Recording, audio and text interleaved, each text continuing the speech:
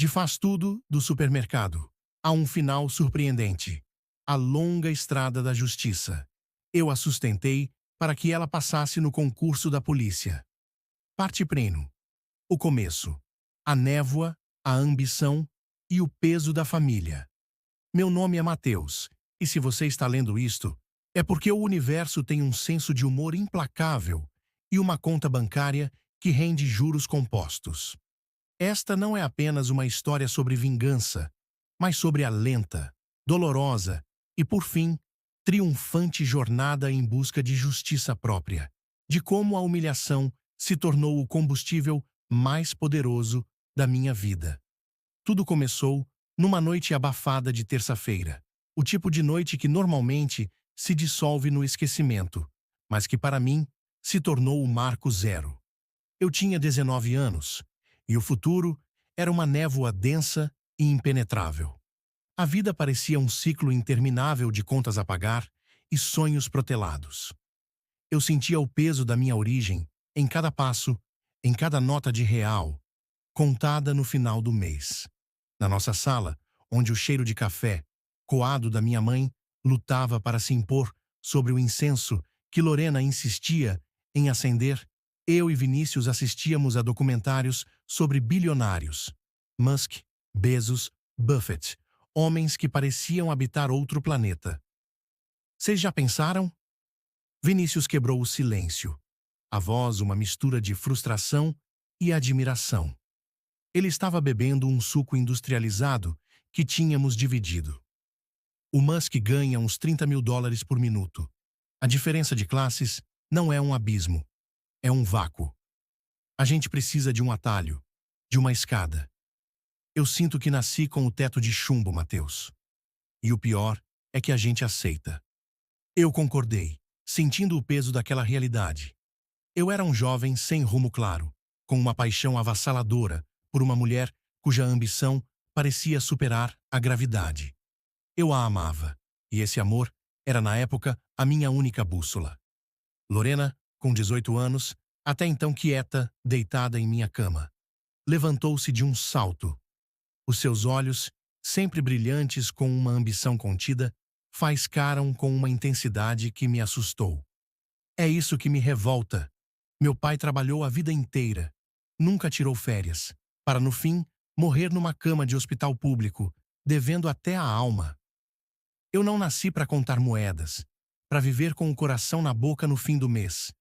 Eu quero estabilidade, poder, a liberdade de não precisar olhar o preço de nada. Não quero ser rica, Mateus. Quero ser intocável. Quero que o meu sobrenome signifique algo. A dor na sua voz era palpável, nascida de uma ferida antiga, mas a solução que ela encontrou era puramente pragmática, desprovida de idealismo. E então veio a sentença que mudaria tudo, proferida com a certeza de um decreto. A única saída é o concurso público. Polícia. É o caminho mais rápido para status, autoridade e um salário que ninguém me pode tirar. A farda é um escudo. E eu vou passar.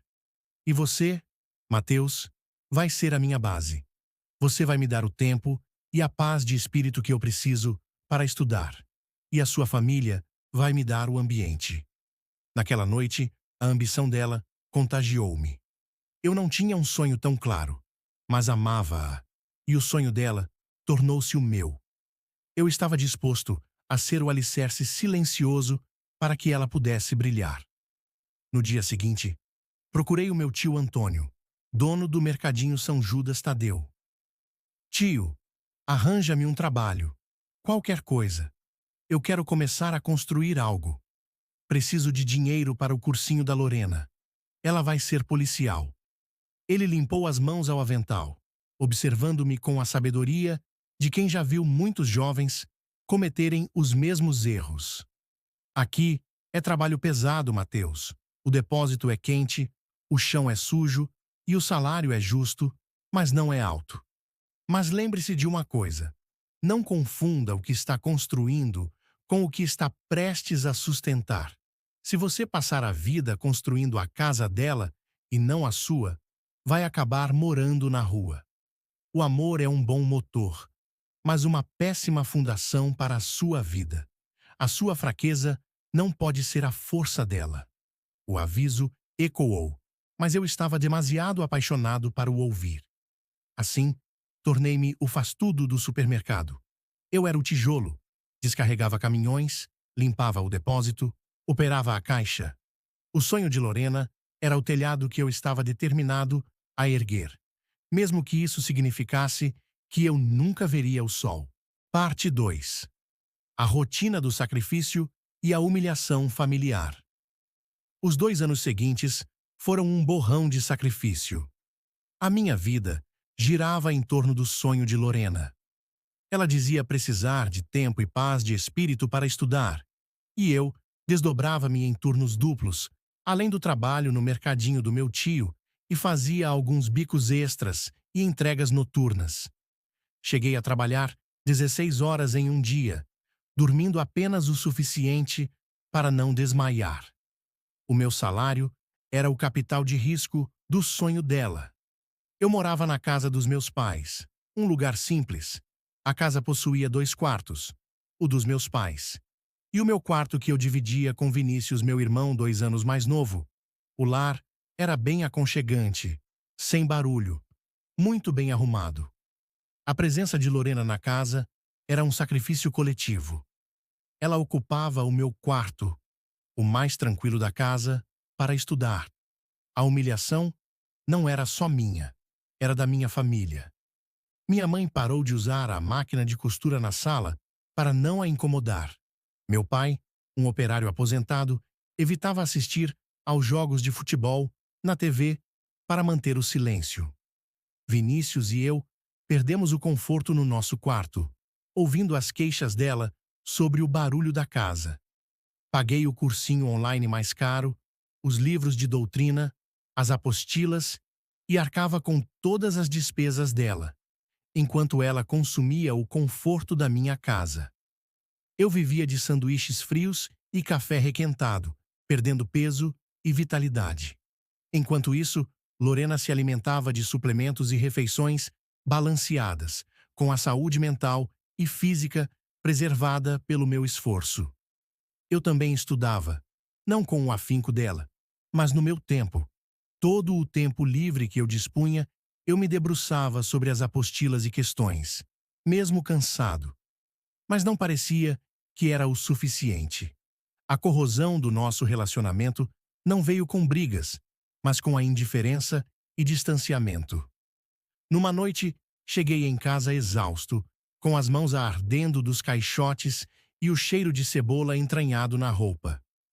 Tinha guardado uns trocos para lhe comprar o seu chocolate favorito, um importado que ela só comia em dias de simulado. Quando tentei entrar no meu antigo quarto, ela, ao me ver, se antecipou e o trancou por dentro. Mateus, por amor de Deus, esse cheiro. Eu preciso de um ambiente limpo para me concentrar. Não pode tomar banho antes de entrar no quarto? Eu estou estudando para ser oficial. Preciso de um ambiente que reflita o meu futuro, não o presente. Você está contaminando o ar. E, francamente, você está me distraindo. Eu não tenho tempo para isso agora. A barra de chocolate na minha mão pareceu, de repente, pesada e ridícula. Eu era o cheiro que ela precisava lavar para alcançar o seu futuro. Vinícius, meu irmão, me encontrou na cozinha, comendo o chocolate sozinho. Cara, acorda. Ela não está só lhe usando, ela está usando a gente. A mãe não pode costurar. O pai não pode ver o jogo. Você não está construindo um futuro a dois. Está financiando a fuga dela. Ela está subindo a escada que você está segurando e quando chegar ao topo, vai chutar a escada. Ela está humilhando a nossa família. Mateus. A humilhação da minha família foi o que finalmente me abriu os olhos. A verdade explodiu, na tela do meu celular, numa noite qualquer, um mês antes da prova. Vinícius enviou-me um link para um post viral no Reddit, na seção de desabafos anônimos. Título: Como termino com o meu namorado, faz tudo o que me sustenta, mas é um peso morto para a minha ambição? As palavras dela, com certeza, era ela, descreviam-me com uma crueldade cirúrgica. Patético, sem visão, um obstáculo temporário. Ela falava sobre a vergonha de ter que apresentá-lo a futuros colegas e a necessidade de cortar o peso morto antes que ele a arrastasse para baixo. A frase que me dilacerou foi: ele é bom, mas a bondade dele é a minha âncora. Eu preciso de um propulsor, não de uma âncora.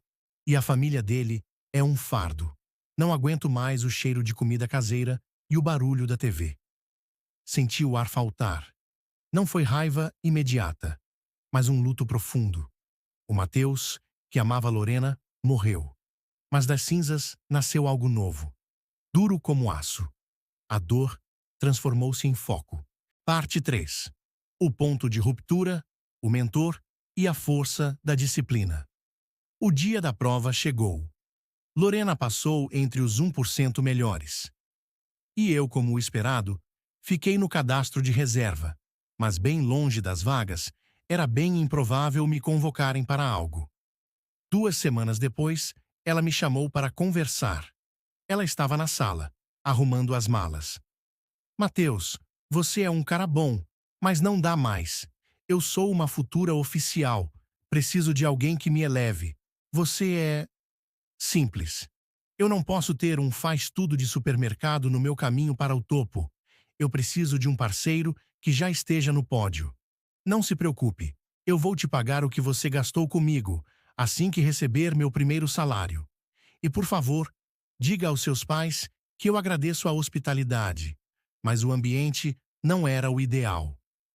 A oferta de pagar, o meu sacrifício, como se fosse um empréstimo comercial, foi a gota d'água. Peguei uma mochila dela e disse calmamente, olhando-a nos olhos pela primeira vez sem amor, mas com uma fria determinação. Você conseguiu o seu cargo. Agora eu vou construir o meu império. E a primeira regra do meu império será: nunca mais ser um recurso para o sonho de outra pessoa. Você me ensinou uma lição valiosa, Lorena. O sacrifício só vale a pena quando é por nós mesmos. E guarde o seu dinheiro. Eu não sou um investimento que se paga. Eu sou uma dívida que você nunca vai conseguir quitar. E a minha família não é um fardo. O fardo é você. Coloquei a mochila dela e outras malas para fora de casa e prometi para mim mesmo que nunca mais seria coadjuvante na história de ninguém. No dia seguinte, pedi demissão. Meu tio Antônio me recebeu na porta do mercadinho. Eu sei, Mateus. Eu vi o post. Eu sabia que ia acontecer. Agora você tem raiva.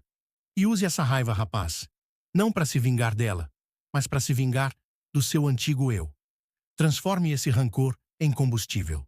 Vou lhe dar suas contas e lhe demitir sem justa causa.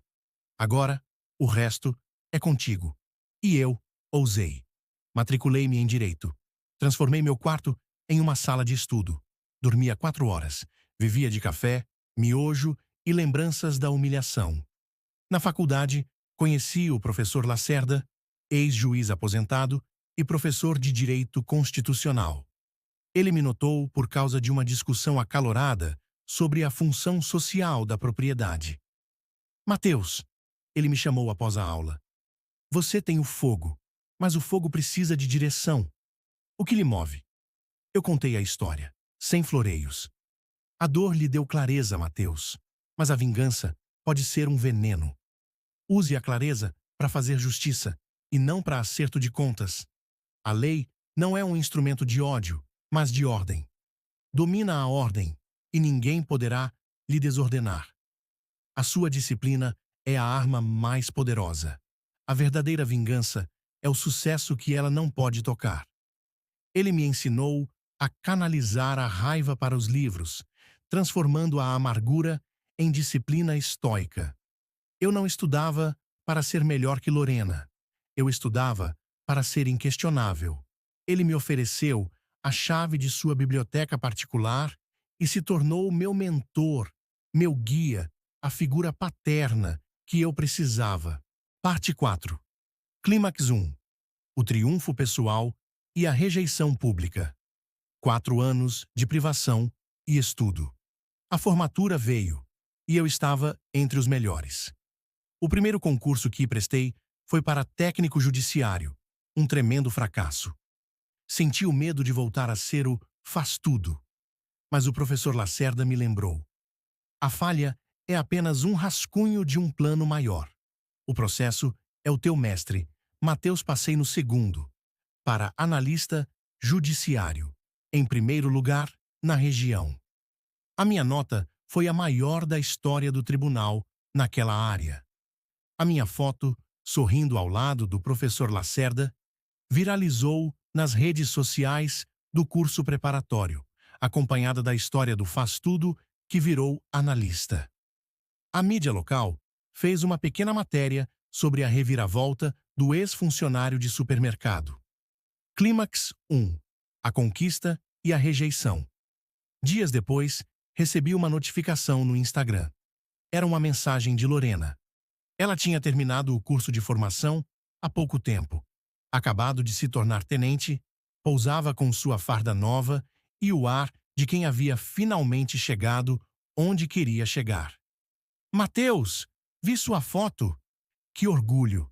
Eu sempre soube que você era capaz. A gente precisa se ver, colocar o papo em dia. Afinal, nós dois vencemos juntos, não é? O seu sucesso é a prova de que eu lhe motivei. Eu soube que você está solteiro. O destino nos uniu de novo, não acha? A ironia era palpável. Ela tentava reescrever a história, reivindicando crédito pela minha dor. E pior, tentando voltar para o meu novo pódio. Eu respirei fundo, lembrando-me do cheiro de cebola, do chocolate rejeitado e do silêncio imposto à minha família. Respondi com uma frieza cirúrgica, sem emojis, sem emoção, mas com uma pontuação perfeita. Obrigado. Mas quem não valoriza o processo não merece um lugar no pódio. O meu processo foi solitário. A sua motivação foi o desprezo, não o apoio. Desejo sucesso na sua carreira. E não, o destino não nos uniu. Foi a minha disciplina que nos separou. Atenciosamente, Mateus, analista judiciário. A vitória não foi a aprovação, mas a capacidade de fechar a porta do passado com dignidade. Eu tinha provado o meu valor para mim mesmo, e a indiferença era a minha primeira e mais elegante vingança. Parte 5. A ascensão e a construção da nova vida. 3 anos depois, aos 28, tornei-me juiz de direito substituto. A disciplina e o foco me levaram a um cargo de autoridade real, não apenas de uniforme. Comprei uma casa, um carro e conheci Isabela, advogada, brilhante, ética e gentil. O meu relacionamento com ela era o oposto polar do que tive com Lorena. Isabela era minha parceira, não minha beneficiária. Ela me admirava pelo homem que eu era, não pelo cargo que eu ocupava. Nosso primeiro encontro foi em uma conferência de direito. Ela me desafiou intelectualmente, e eu me apaixonei pela sua mente. Eu contei a ela toda a história de Lorena, sem esconder a humilhação. Você não se tornou juiz por causa dela, Mateus. Ela me disse uma vez, segurando minha mão. Você se tornou juiz apesar dela. E isso faz toda a diferença.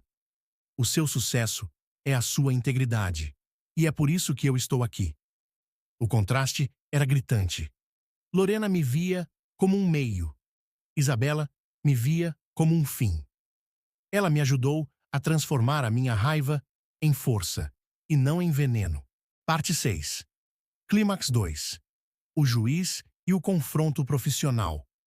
O universo, sempre com seu senso de humor, armou o segundo clímax, o mais sutil e, para mim, o mais satisfatório. Eu estava presidindo uma audiência de custódia. Era um caso de flagrante por desacato e agressão a um civil. A policial militar, responsável pela ocorrência e que faria o depoimento, era a tenente Lorena. Ela havia sido promovida, mas estava claramente infeliz e estagnada, movida apenas pela ambição vazia. Ela entrou na sala, fardada, com o cabelo impecável, mas o olhar cansado e ligeiramente arrogante que eu conhecia bem. Ela não me reconheceu imediatamente. O meu rosto havia mudado. Não era mais o garoto exausto, mas o magistrado, sentado acima dela, envolto na autoridade do Estado. Quando a chamei para depor, ela levantou a cabeça e o choque a atingiu como um raio. A cor sumiu do seu rosto. Ela tentou disfarçar, mas a mão que segurava o relatório tremia. Bom dia, meritíssimo. Tenente Lorena, matrícula. Tenente, comecei, com a voz grave e pausada que aprendi a usar no tribunal. O tribunal não está interessado em histórias pessoais, mas em fatos e provas. Por favor, limite-se a relatar o ocorrido com a máxima imparcialidade. Seu relatório menciona que o réu a desacatou com a frase: "Você não sabe quem eu sou." Poderia detalhar o contexto dessa frase? Ela gaguejou, a postura de oficial desmoronando sob o meu olhar neutro. Sim, meritíssimo. Ele questionou a minha autoridade, disse que eu era apenas uma policial de rua, sem futuro. Ele me humilhou, meritíssimo. Ele disse que eu nunca seria nada além de uma funcionária pública medíocre. O silêncio na sala era pesado. Eu sabia que ela estava projetando em mim a sua própria insegurança e o seu medo de ser subestimada. Tenente, continuei sem alterar o tom. A sua função é aplicar a lei, e a minha é julgá-la. A autoridade não é algo que se exige, mas algo que se exerce com retidão e imparcialidade. O tribunal não irá tolerar desvios de conduta ou uso excessivo de força, independentemente do que o réu tenha dito. Seja objetiva. E lembre-se, a lei é cega. Ela não vê patentes, títulos ou ressentimentos. O seu passado não é prova, tenente. Apenas o seu depoimento sob juramento será considerado. O meu olhar não era de ódio, mas de autoridade inquestionável.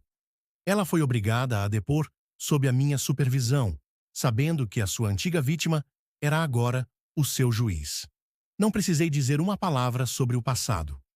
A minha posição e a minha conduta profissional foram a prova de que o seu julgamento sobre mim estava errado. A humilhação dela foi completa, silenciosa e totalmente legal. A justiça, naquele dia, foi servida fria e perfeitamente legal. Parte 7. Clímax 3. A interrupção no casamento. Meses depois, o casamento com Isabela estava marcado. Ela, ciente do meu passado e apoiando-me totalmente, era o meu porto seguro. O dia do casamento estava perfeito. No altar, o pastor perguntou: "Se alguém souber de algum impedimento a esta união, fale agora ou cale-se para sempre." Uma voz gritou, histérica, vinda do fundo da igreja: Eu tenho um impedimento." Era Lorena. Ela estava visivelmente alterada, a maquiagem borrada, o uniforme amarrotado. Ela correu pelo corredor, apontando para mim. "Esse homem me deve. A vida dele foi construída às minhas custas. Ele é meu. Ele não pode casar. Ele é um traidor. Ele roubou o meu futuro." A igreja mergulhou no caos. Isabela apertou a minha mão, confiante, com um sorriso que dizia: "Você consegue. Acabe com isso." Peguei o microfone, com calma e a autoridade de quem está acostumado a silenciar multidões. "Lorena," minha voz ecoou, firme e fria. "Você está enganada nos fatos e no direito. Eu não lhe devo nada. A sua presença aqui constitui, no mínimo, perturbação da ordem pública. Além disso, a sua conduta, em uniforme, é uma grave infração disciplinar que será reportada imediatamente ao comandante-geral. Sua tentativa de difamação pública será tratada como crime, e não como drama." Eu olhei para o fundo da igreja, onde, por coincidência, estava o coronel Almeida, um amigo de Isabela e meu colega de golfe, que era o superior direto de Lorena no batalhão. O coronel, um homem de honra, já estava de pé, com a testa franzida. Coronel Almeida, chamei, elevando a voz. Peço que o senhor testemunhe a conduta da tenente Lorena e tome as providências cabíveis. A lei se aplica a todos, especialmente a quem a veste. O meu casamento não é palco para ressentimentos pessoais. A senhora tenente está desonrando a farda que veste. Lorena empalideceu, vendo o coronel levantar-se. Ela não estava apenas me atacando. Estava se comprometendo profissionalmente na frente do seu superior. Concedo-lhe 10 segundos para se retirar voluntariamente, concluí, olhando diretamente para o relógio no meu pulso. O tempo está contando. E lembre-se, a única coisa que você construiu na minha vida foi a motivação para eu me tornar alguém que você jamais poderia alcançar. Agora, retire-se. O meu pódio não tem espaço para âncoras. No auge de sua agonia, ela cambaleou, tropeçando em suas próprias pernas e caindo mesmo nas escadas de frente à igreja. Todos na igreja riram do ocorrido, sob o olhar de reprovação do coronel Almeida, que a seguiu para fora da igreja. Ao sair, com toda a raiva do mundo, ligou o seu carro, deu ré de forma brusca e descontrolada e bateu violentamente num poste da rua. O barulho foi seco e alto. Ela desceu do carro, chorando e gritando de frustração, para o escárnio e a surpresa final de todos.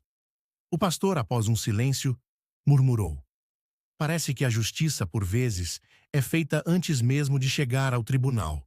Que Deus abençoe esta união. E o casamento continuou, com a certeza de que a última sombra do passado havia sido finalmente exorcizada. Epílogo. O sabor da verdadeira vitória. Hoje sou juiz. Casei-me com Isabela e nosso filho, Antônio, tem o nome do meu tio, o primeiro a me alertar. O meu tio transformou o mercadinho numa pequena rede de sucesso. E Vinícius estou o mentorando. Agora, ele concluiu. Direito. Por enquanto trabalha no escritório de advocacia da Isabela, mas também estuda para concurso. Soube que o incidente no casamento, somado ao meu relatório formal sobre o comportamento dela no tribunal e o testemunho do coronel Almeida, levou a um inquérito disciplinar rigoroso. Lorena foi transferida para uma cidade remota, na fronteira com o Mato Grosso. Ela tentou usar o status para me humilhar, mas o meu caráter e a minha disciplina foram a sua ruína. Na parede do meu escritório está o print do post do Reddit. Não como troféu, mas como lembrete constante. Não para me lembrar da dor, mas para me lembrar da força que a transformou. O sucesso verdadeiro é quando o silêncio se torna a resposta mais eloquente. Se algum dia você for subestimado, usado ou desprezado, lembre-se, não revide com palavras, revide com trabalho e excelência. A vida, no final, é uma juíza muito melhor do que eu jamais serei. E a melhor vingança não é o que você faz a alguém, mas o que você se torna.